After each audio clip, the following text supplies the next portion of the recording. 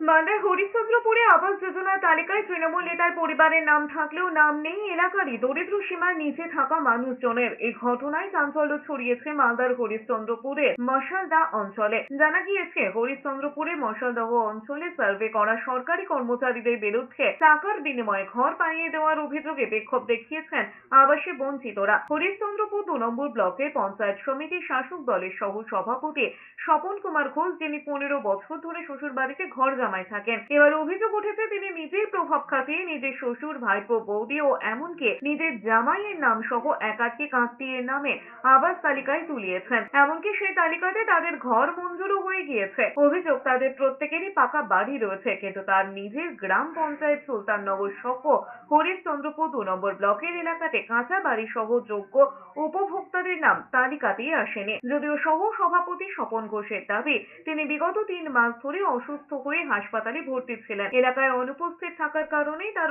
অগোচরেই তার আত্মীয়দের নাম তালিকায় এসেছে। মাটির বাড়ি, কাঁচার বাড়ি, টিনের বাড়ি তারা বঞ্চিত। যাদের এখন বর্তমানে যাদের দোতলা বাড়ি, 3 তলা বাড়ি এবং কি ছাদ পিটা রং করা বাড়ি, যারা তৃণমূল করে তারাই এই বাড়িগুলো পেয়েছে।